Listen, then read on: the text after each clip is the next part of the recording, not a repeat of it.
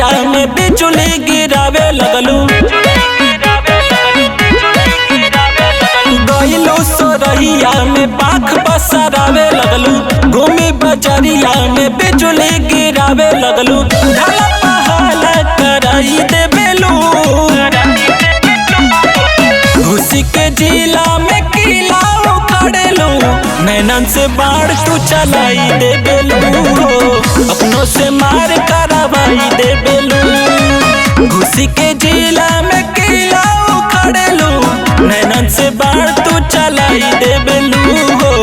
अपनों से मार करवाई दे बेलू।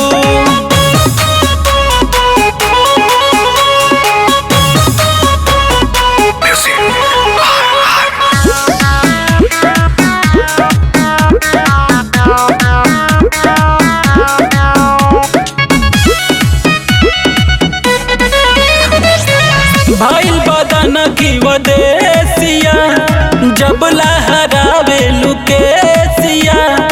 उपने जवानी तो हर छाती पर चढ़ के फेल कैलू लड़की विदेसिया। तेजी से कतना फॉलोअर्स बढ़ावे लगलू। चैटिंग से डेटिंग तू फिक्स करावे लगलू। लियन के बांध पुरवाई दे बेलू। घुसी के जिला में किला उखड़ेलू। नैनन से बाढ़ तू चलाई दे बेलू। अपनों से मार करवाई दे बेलू। घुसी के जिला में किला उखड़ेलू। नैनन से बाढ़ तू चलाई दे बेलू। अपनों से मार करवाई दे बेलू।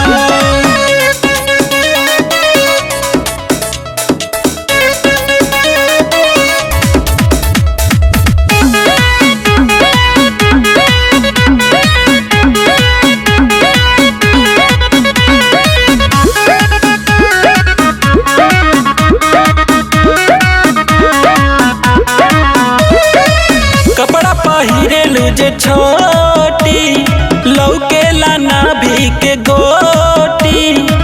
देखी पसारी जाला सबके नजरिया। कमर लगेला पावरोटी। अर्जुन अरिया के दर्द बढ़ावे लगलू। कृष्णा हम दर्दी के नस बैठावे लगलू। ससी के देख मुस्काई दे बेलू। घुसी के जिला में किला उखड़ेलू। नैनन से बाढ़ तू चलाई दे बेलू।